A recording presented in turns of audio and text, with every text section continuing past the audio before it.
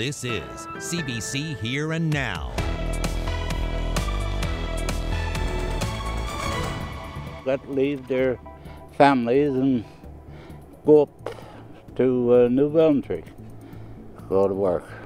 Fish plant closure in Trinity Bay. The Daly brothers shut down the crab and groundfish plant, but offered the employees jobs in New Brunswick.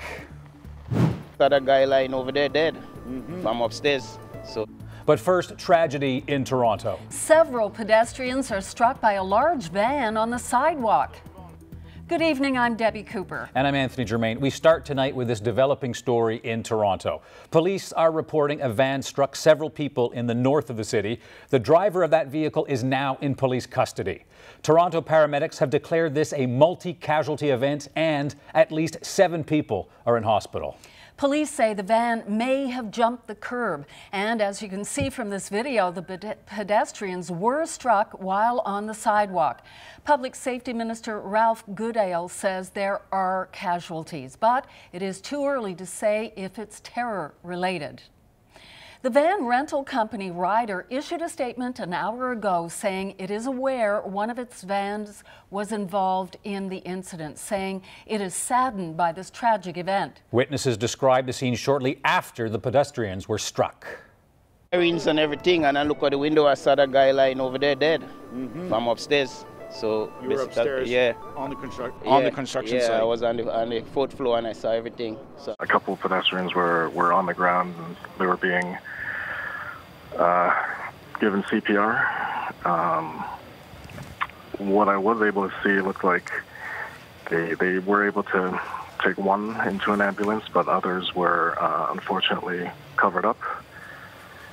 And so I think around, at least in this area, there were 4 bodies that ended up having to be covered up.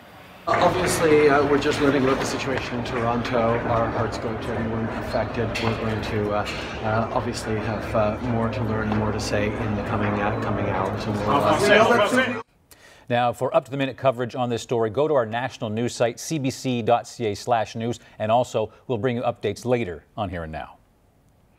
Here at home, another blow to the fishery. The crab and groundfish plants in New Harbour, Trinity Bay will not operate this year, and workers may have to make a choice to go to New Brunswick for jobs. Here and Now's Terry Roberts explains. Employees of Daly Brothers Limited, nearly 100 in all, received the news on Friday that these plants will not operate this year, mainly because of a shortage of seafood products, such as snow crab. It was a blow to workers, some of whom gathered at the plant today. None would do an on-camera interview, but one said she was heartbroken by the news. But that doesn't mean these workers are out of options. Daly Brothers Limited also operates 2 seafood processing plants in New Brunswick, and several dozen workers, I'm told, have accepted offers of seasonal work in that province. Some have also found work at the seafood plant in Southern Harbour, Placentia Bay. This is symbolic of the challenge facing the industry. A decline in the crab resource and other species has resulted in shrinking quotas. That means the competition among processors is escalating, and smaller companies like Daly Brothers are being squeezed out. Daly Brothers purchased this operation about 6 years ago. Crab plant on this side of the harbour, groundfish plant over here. It's the first time in 4 generations that the Woodman family was not a key player in this area. This plant used to be the economic foundation here. These pictures were taken during better times, but not anymore. Equipment sitting idle, buildings empty, an aging workforce, and a current generation that is not interested in seasonal work. But retired workers like this man are sad to see the decline. I don't know what they're going to do. That was the backbone of this place, you know, the fish plant and that. But now, I don't know. To be honest with you, I don't know. Owner Terry Daly would not agree to an interview, and Fisheries Minister Jerry Burns said his officials were trying to get some answers from the company. Now, Burns said he was not happy that he had to hear about this closure through the media. As for the Association of Seafood Producers, they're not surprised with this closure. They say the reduction in resources in recent years have been significant. Terry Roberts, CBC News, New Harbour. The president of Hydro testified before the Public Utilities Board today over a proposed rate increase. Jim Haynes says Hydro's suggested increase will put consumers in a better position in the long run, and importing cheaper power via the Maritime Link will also help. Nalcor projections show domestic power rates reaching more than 32 cents per kilowatt hour by the year 2040. That's triple what we pay now.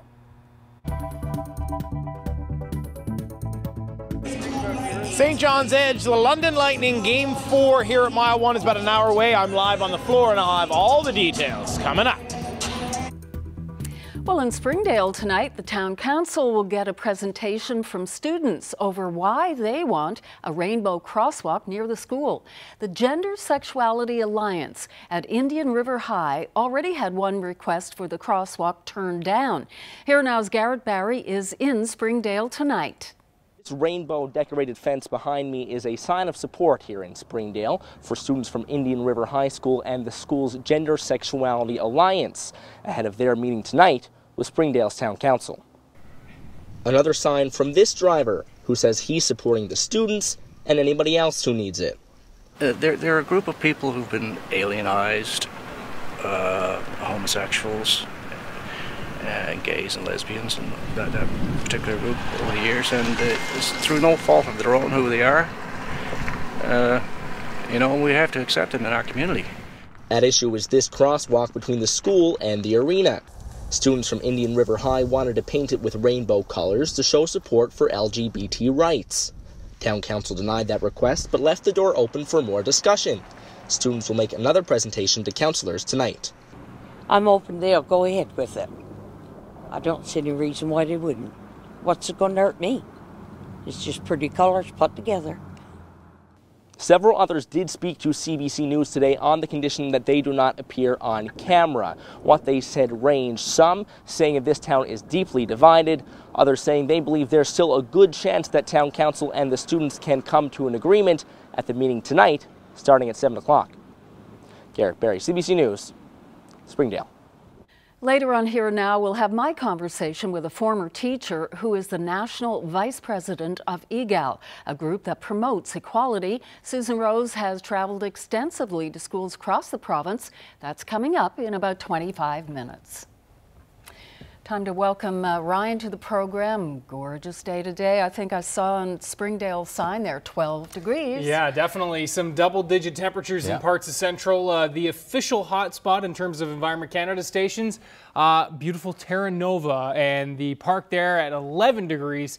But you can see high single digits in many backyards, I'm sure, into the double-digit range across the island, even across southern Labrador, 9 degrees in Happy Valley Goose Bay, as well as Labrador City and Churchill Falls today. So a very, very nice day. Now, for Labrador, this is pretty much the peak of your nice stretch. For Newfoundland, however, it's only going to get nicer. Here's how things are going to play out with your future tracker. Do watch for some showers and flurries rolling into Labrador for tomorrow. Generally shower activity, but we will see some flurries for the north coast back towards Labrador City. Newfoundland, the southerly flow continues, and this is great news, unless you're right along the south coast where temperatures obviously in those onshore winds are going to be a bit cooler.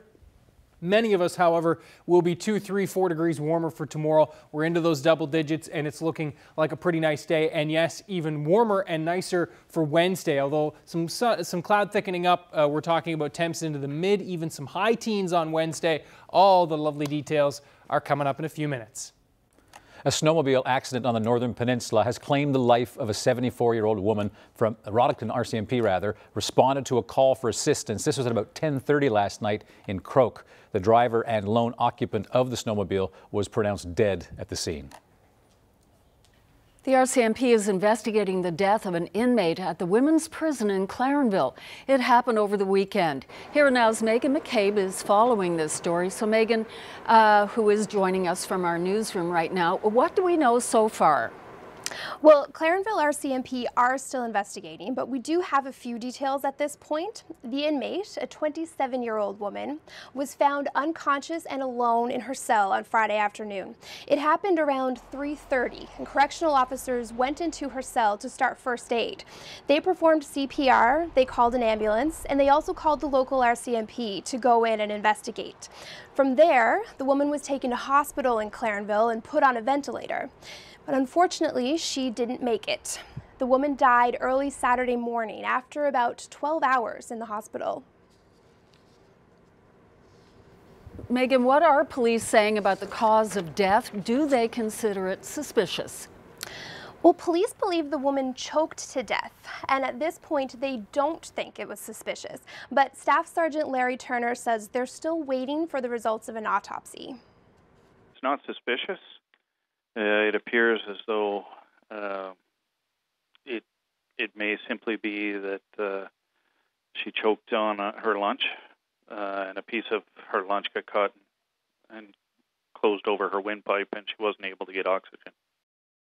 Now, the Justice Department said it can't provide any further information until the RCMP has finished its investigation. So no word on if there's additional counseling available for staff and inmates at the prison. And the RCMP said they're expecting the results of that autopsy later this week, and then they'll be able to confirm the cause of death. Anthony? That's Here Now's Megan McCabe live in our newsroom. The health minister says this year's flu shot experiment was a success. Last year, the province stopped paying doctors a fee each time they gave a flu shot, and doctors warned that would result in fewer people getting vaccinated. Well, didn't turn out that way. Here Now's Mark Quinn reports. Health Minister John Haggie says the numbers this year were good. Last year, about 20% of people in this province got a flu shot. This year's flu season isn't entirely over yet, but already more than 22% of the province's residents have been vaccinated. Despite that, it was a bad year for the flu in Newfoundland and Labrador. More people ended up here in hospital because of it, and more of those people ended up dying because of it. Last year, there were 14 influenza-related deaths in this province. This year, there were 33. But that doesn't mean the vaccination program didn't work. More people were vaccinated, but the flu strain that went around this year was particularly nasty.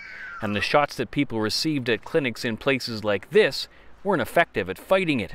Haggie says part of the solution is to get more people to get flu shots. He says eventually he'd like to see up to 70% of the province's population inoculated against influenza. Mark Quinn, CBC News, St. John's. Well, it's time now to congratulate some of our local CBC colleagues who received awards for their work at a journalism gala, a big one in Dartmouth over the weekend. Access Denied, a series from last fall by our Ramona Deering, produced by Jen White, scored the Adrian Clarkson Award for Diversity. That series showed the challenges faced by people with mobility issues, from employment to parking to housing. And CBC radio host Ted Blades also won. He won in the podcast category for a series that he produced for On the Go last fall, cleverly called Ted Walks. So congratulations to all of our colleagues.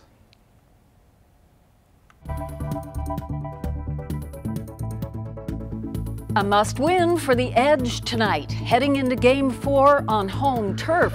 We're live outside Mile 1, and we have this. Just didn't want nothing. I just enjoy doing it. I did it for everybody, for me too. Don O'Leary groomed and maintained the Jean Lake Trail for about 10 years. Now the town is celebrating his work and hoping to groom the next generation to take over.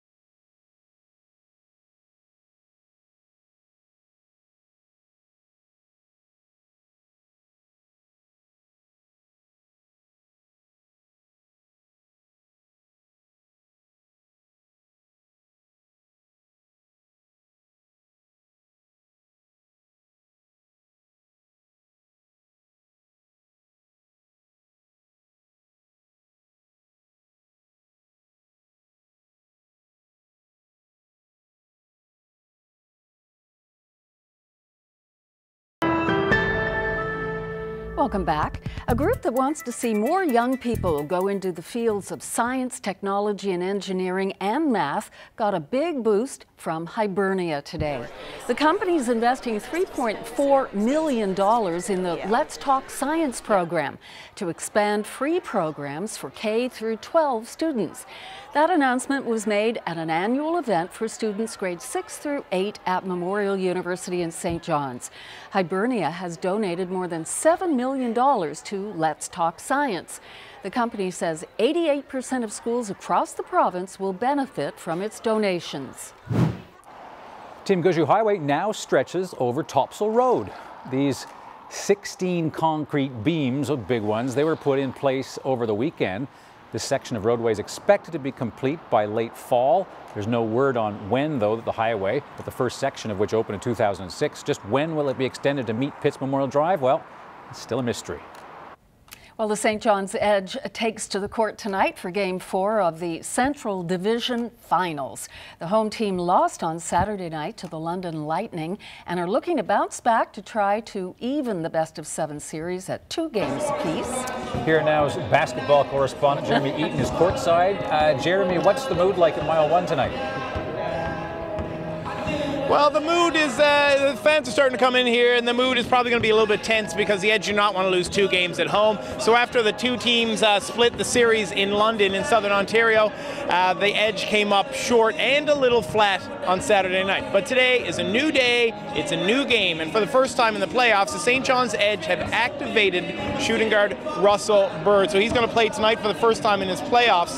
But he and his teammates have to up their scoring output, as the team could only muster 86 points in the last game. Now keep in mind, this team usually averages about 109 points a game. But now joining us to tell us more about what the team needs to do is the St. John's Edge associate coach, Steve Marcus. Steve, thanks for joining us. Absolutely. Thanks for having me. So what do you guys got to do tonight that you couldn't do on Saturday night, try to get the win? Just got to make shots. You know, we couldn't throw it in the ocean on Saturday night, and it's unfortunate in front of a great crowd.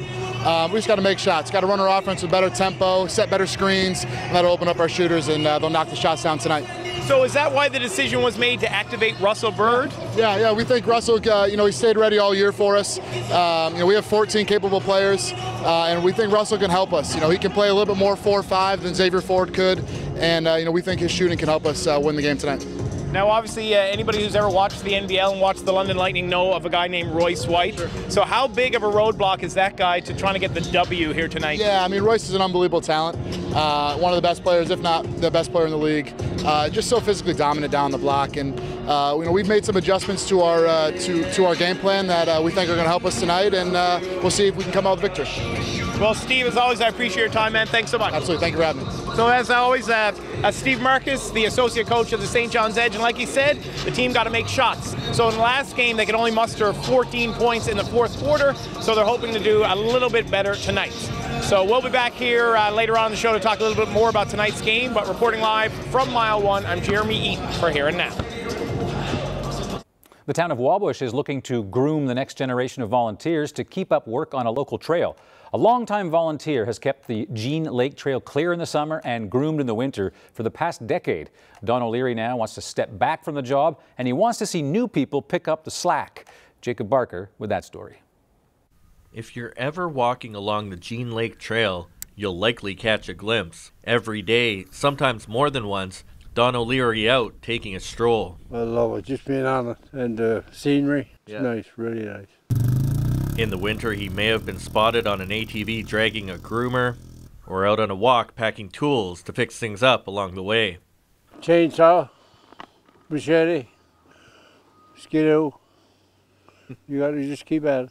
O'Leary's stepping back from the work he's been putting into the trail for the past 10 years or so. I'm not getting no younger, so every day gets harder. The town recently recognized him for his service, awarding him with a jacket. But O'Leary didn't want any accolades for the work. The mayor said he had to trick him into showing up for the ceremony. Don is the kind of guy that likes to stay in the background. I just didn't want nothing. I just enjoy doing it. I did it for everybody, for me too. He'd like the town to do more to keep up the trail now that he's stepping back from the job. We need to get rid of some of those rotten boardwalks and some more fill, piping. Well, for now, it's the town manager that's volunteering his time to take care of the trail, but the town would like to see a group of volunteers step up to pick up where Donald left off. We're trying to get a committee on the go because it needs the people that are involved in the trail to be able to better tell us how this trail got to be done. It's a good pastime, you know. People should come out and do it more. Yeah. A lot of people walking now. They could be working their way around, you know. Working and walking. Don says though he's stepping back from it, he'll continue to take his walks and fix up the trail for as long as he can. Jacob Barker, CBC News, Wabush. I hope some people take him up, you know, if he's 10 years, I think it was, volunteers. Yeah, Fabulous. we need volunteers. And so I know we're kind of celebrating the amount of sunshine here in the capital and the Avalon, but it look beautiful there. I'd go for a walk on that any day. It's gorgeous. Absolutely.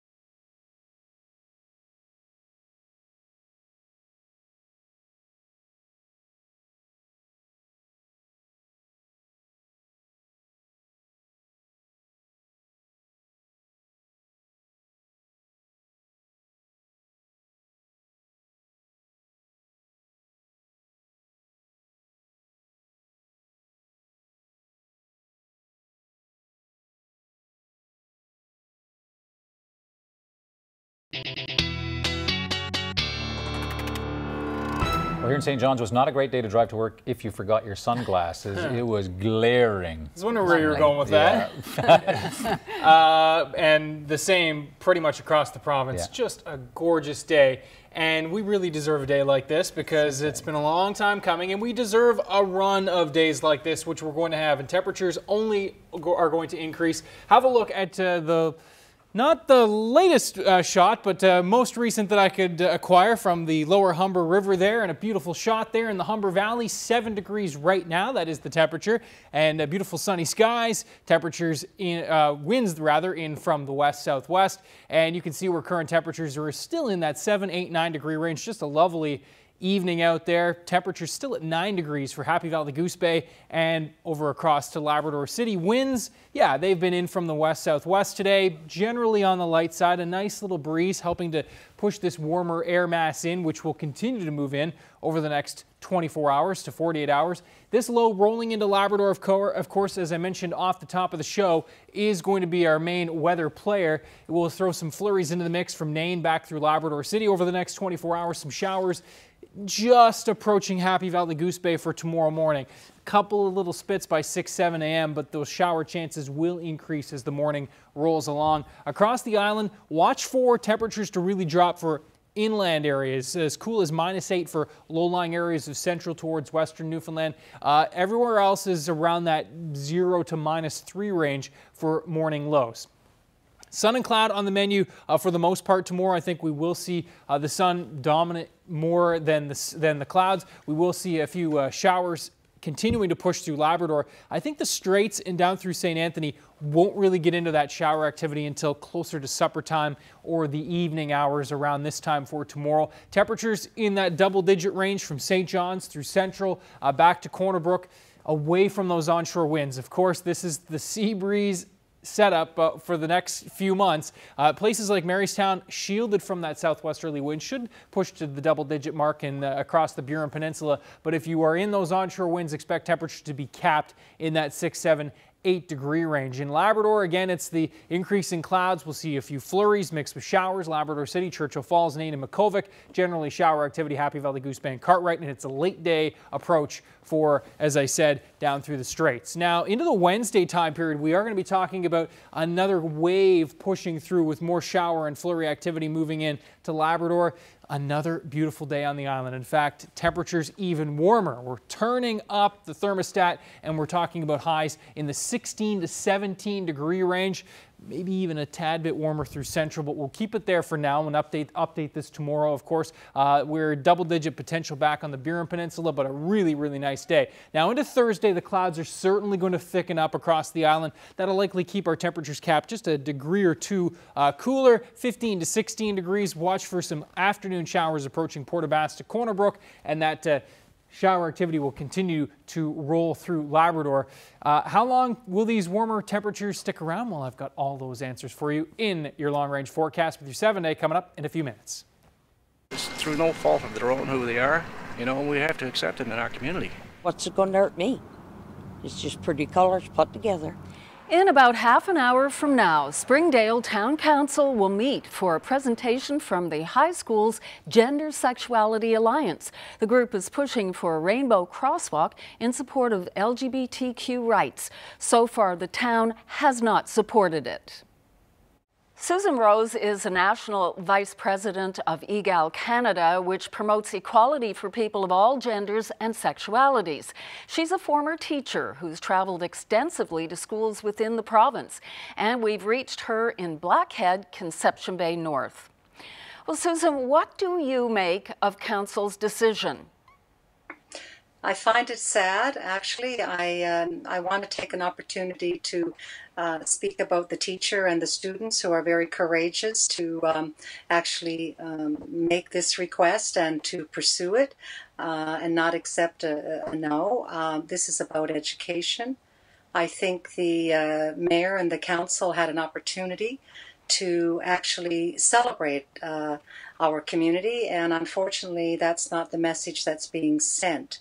What do you think is behind Council's decision here? Well, again, it's lack of education, lack of understanding. It's about fear of our community. You know, we know that there's different areas in the province and across Canada and around the world, as you know, that are very toxic for our community. We also know that kids cannot survive in schools when they do not feel safe and accepted. And obviously in this school there's a teacher, there's a club, there's an area where the kids are getting the message that it's okay to be gay, it's okay to be trans. This is a very important time. As you know, Debbie, our LGBT two-spirited youth in our schools are the most vulnerable. They have the highest suicide rate.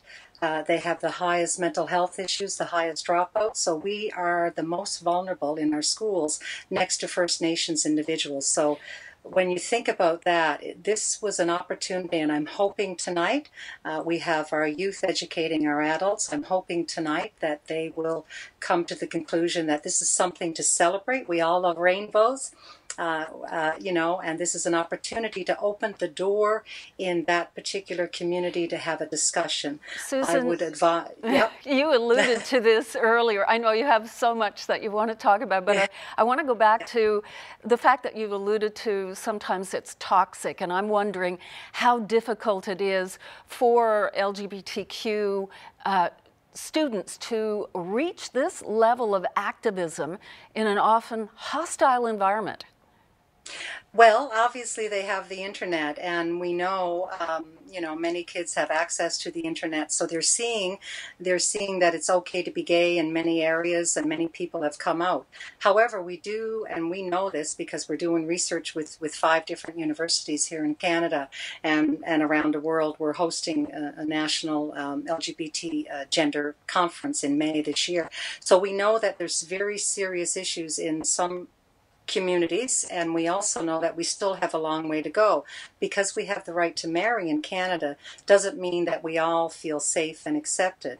And I think you can ask, I just got back from traveling in the States and in Mexico, and there are issues here in this province, there are issues around the world, and the only way to open minds and hearts is through education. This is a perfect opportunity to do that.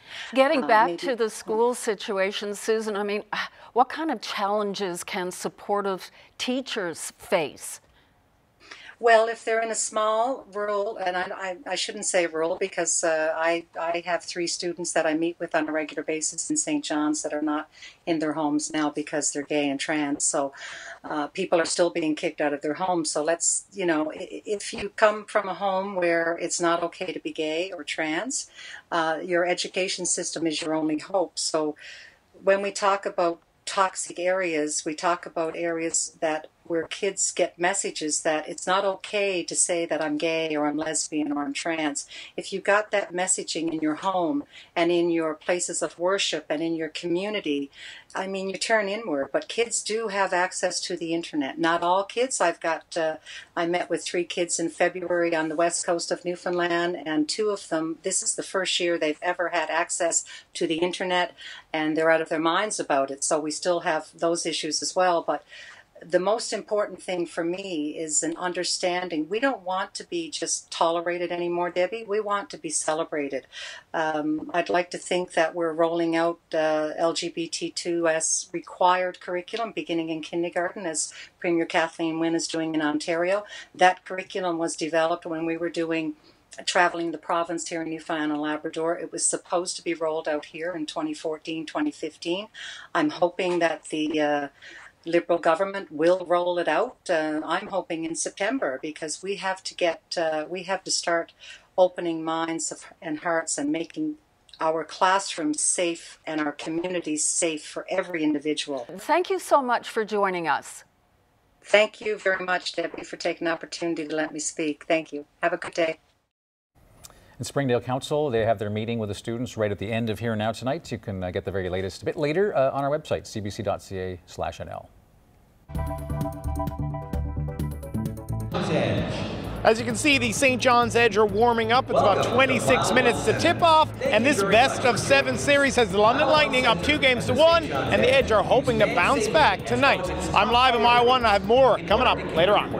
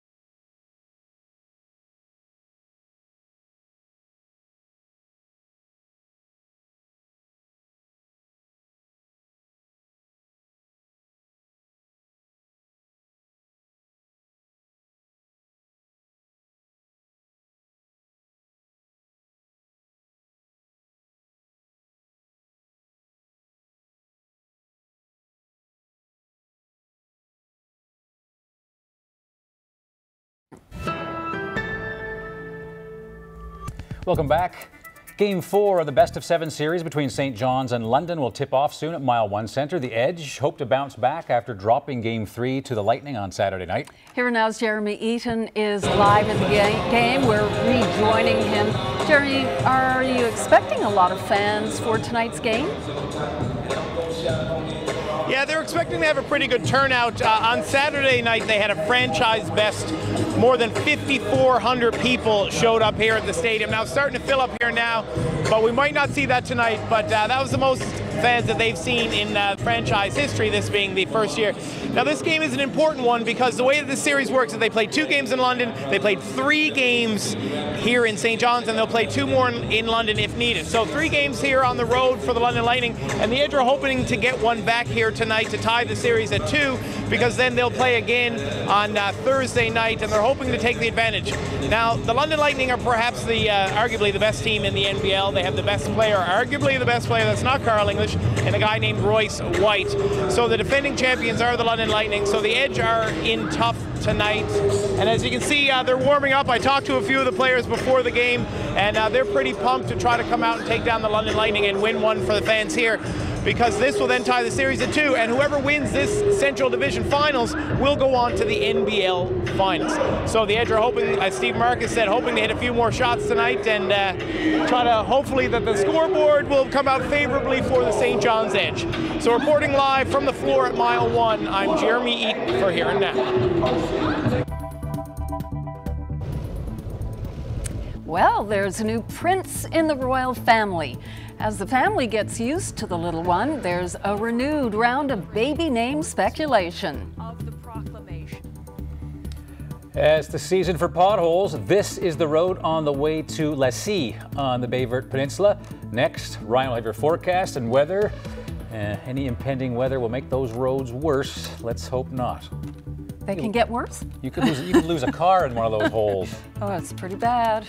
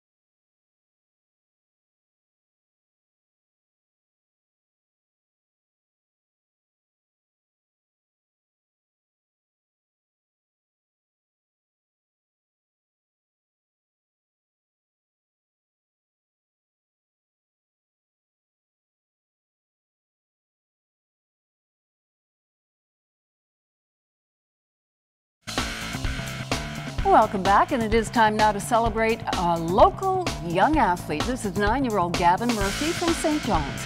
Gavin plays hockey in Adam Division with the St. John's Caps. Yep, he's with the House League and loves playing defense. He plays basketball with St. Anthony Basketball Program, and he also plays soccer, and he enjoys swimming, so lots to smile about. For sure. Great job, Gavin. We salute you as today's Young Athlete of the Day.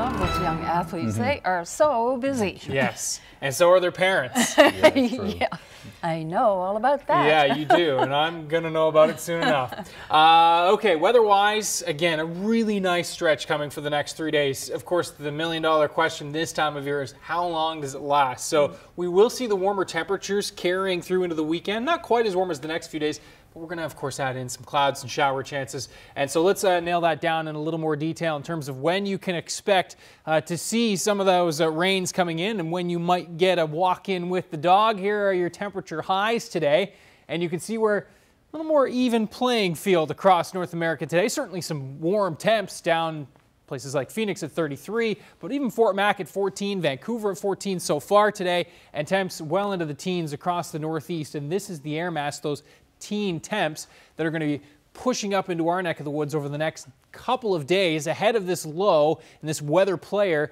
which will eventually break down that area of high pressure that we're going to be enjoying over the next few days, and it will be bringing in some rain with it for later this week. Here's how it plays out. So we've got those flurries mixed with showers across the big land tomorrow. The best chance will be over the west and north, and those showers will dive as far south and east as the Straits by Tuesday evening. Maybe even a sprinkle in St. Anthony tomorrow night, but generally the island stays dry right through Wednesday, where we have a beautiful day. The clouds certainly thickening into the afternoon, but a pretty nice one indeed. By Wednesday evening, more showers rolling through the Labrador region, and by Thursday morning, our next system is on the doorstep. We'll start to push up towards southern Labrador through Thursday morning. I do think those showers hang off along the west coast till the Thursday afternoon evening time frame based on the latest timing, and then those rains really start to truck through for Thursday night through Friday, and a pretty good southerly push of air here, so we're hanging on to the warm temperatures that I talked about earlier. But obviously we've got some clouds and rain to deal with. That hangs on through Friday. We'll see a bit of a break for Friday night in through Saturday. And although there are shower chances for Saturday, right now, based on the latest timing with that main low and that frontal boundary pushing off to the east and our next system not quite arriving from the west, I think Saturday itself not looking too bad. Certainly a clouds dominating type of day, but far from a washout. Not so much on Sunday, where it looks like we'll see a better chance of some of those rains pushing through. And so in terms of your weekend right now, Saturday certainly looking like the better day, with Sunday still a mild one, but better chances of rain. And of course we'll nail that down in more detail over the next few days, but it's certainly looking like Friday and Sunday, the wettest days of the next 7 across Newfoundland. And those temperatures, yeah, nothing to stick your nose up at, especially in this neck of the woods this time of year. Temps well into the double digits and teens for most of us, even St. John squeaking out a couple of 16-degree temps in terms of forecast highs right now. And in Labrador, not so much. One must see some of that precip coming through, and unfortunately Labrador will certainly be seeing a lot of precip moving through. Lots of snow mixing in the west, not so much in the east until perhaps Saturday into Sunday, and we'll talk more about that obviously in the coming days. That's your forecast now. Debbie? Thanks, Ryan. Prince William and Kate have another boy. Their third baby was born this morning, prompting a renewed round of new baby name speculation right around the world. Margaret Evans has more from London. For the arrival of royal baby number 3, no dress rehearsal needed. Right about the royal baby. As soon as news broke that the Duchess of Cambridge had gone into labor, everyone in position. I jumped out of the bed after hearing the news that Katie is being brought in St. Mary's. I just jumped. I've not had my breakfast even.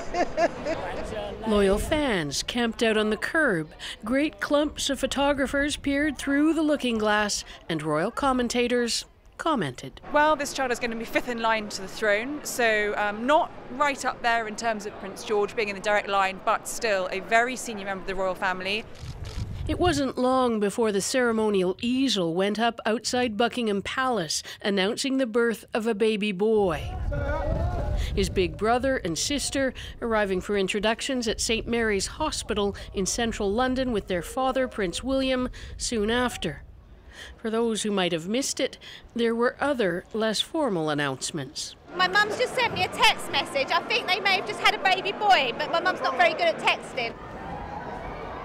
Before you knew it, though, confirmation was at hand. Proud parents emerging through those mirrored doors with their baby for his first cameo. Still unnamed. Odds-on favourite with the bookies, Arthur. Margaret Evans, CBC News, London.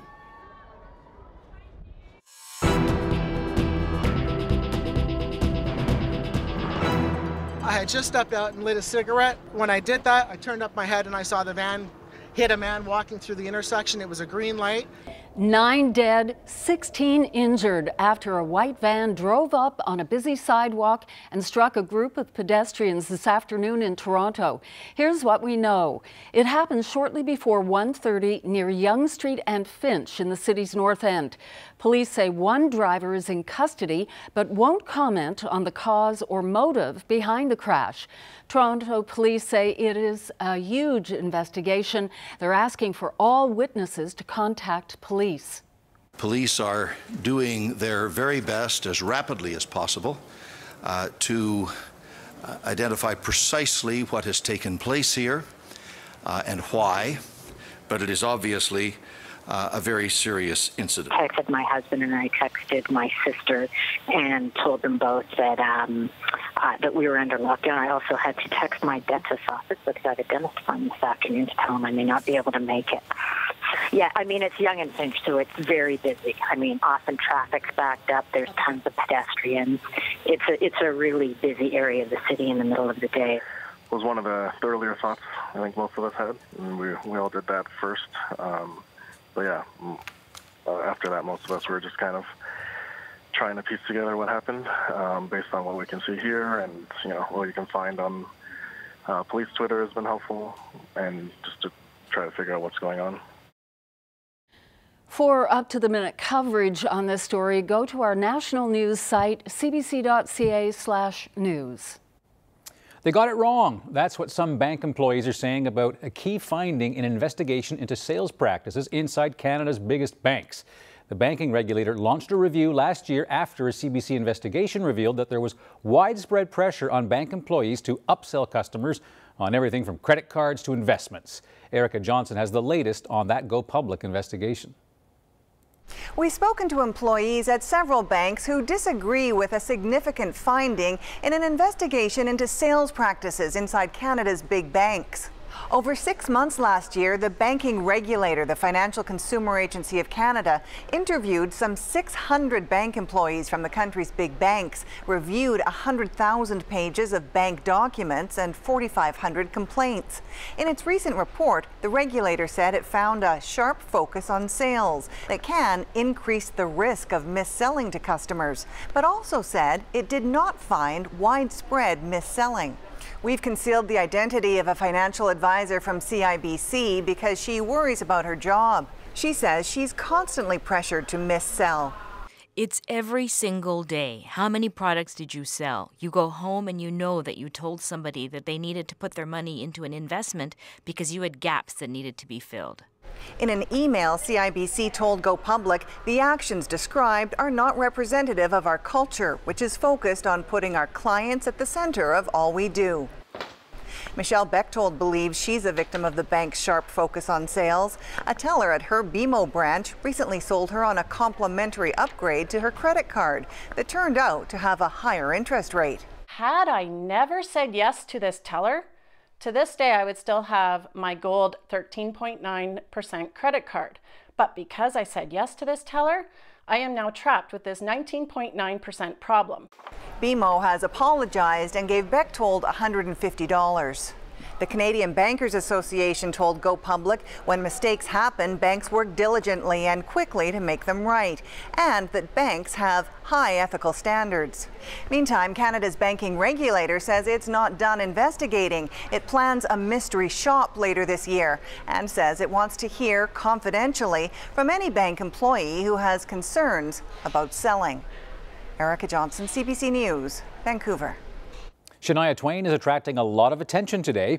After 15 years, she's got a new album and a summer tour, but she's also making news for some comments she made about American politics. Yelena Adzik explains. It's not often you hear of a big celebrity announcement on the same day as a big celebrity apology. But that's the case with superstar singer Shania Twain. Today, the 5-time Grammy winner is confirmed as the host of the 2018 Canadian Country Music Awards. The show takes place on September 9th in Hamilton, Ontario, and it will follow a string of sold-out tour dates confirmed for this summer, and that's all on top of the recent release of her first album in 15 years. Yet there are some online saying that don't impress me much, considering the other reason Shania Twain is in the news, her apology. After originally saying in an interview with a British newspaper that she likely would have voted for Trump if she were eligible, she's now backtracking via Twitter. I would like to apologize to anybody I have offended in a recent interview with The Guardian related to the American president. The question caught me off guard. As a Canadian, I regret answering this unexpected question without giving my response more context. I am passionately against discrimination of any kind and hope it's clear from the choices I have made and the people I stand with that I do not hold any common moral beliefs with the current president. Despite the international pickup on that topic, the Guardian interview covered a lot of ground, including the sexual abuse she endured as a child by her stepfather, her painful divorce, the near complete loss of her voice as a result of Lyme disease. So now it's clear she wants to use her voice to expand her mainstream success beyond country music. Publicity efforts have included appearances on shows like RuPaul's Drag Race. Man, I feel like a woman by Shania Twain. The edgy comedy Broad City. Nice grip, Shania. You're getting strong. And James Corden's rap battle show, Drop the Mic. I ran into trouble when my voice was disappearing. After hearing your new song, I wish it was my hearing. Okay, maybe she's not the best rapper, but remember, Come On Over is the best-selling studio album by a female artist in any genre ever. So we'll see if fans will sing, You're Still the One. Yelena Adzik, CBC News, Toronto. A lot of school students in the Montreal area had to take alternative transport today. School bus drivers serving elementary and high schools in the west end of the city and on the West Island are on strike. About 4,000 students are affected by the pay dispute. Drivers in other parts of Montreal have signed new contracts, but the strikers have rejected an offer by their employer. Bus drivers in and around Montreal make between $20,000 and $25,000 a year. Police in Peru are looking for suspects in the murder of a Canadian man. Investigators found the body of Sebastian Woodruff in a shallow grave near a village where he'd been staying in the Amazon. They were alerted to the case after video was posted online. That video appears to show Woodruff being strangled to death. Woodruff was from Courtenay on Vancouver Island. Friends say he traveled to Peru to learn about traditional healing ceremonies using the hallucinogenic drug ayahuasca. Police say villagers lynched Woodruff in retaliation for the murder of a spiritual healer. However, it is not known if Woodruff was actually involved in her death.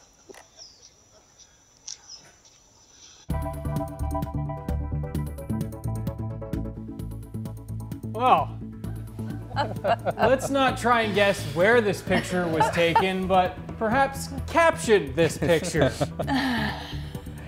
Because that'll be more fun. That's not moose stew you're serving in there. Yeah. Oh dear. The beauty.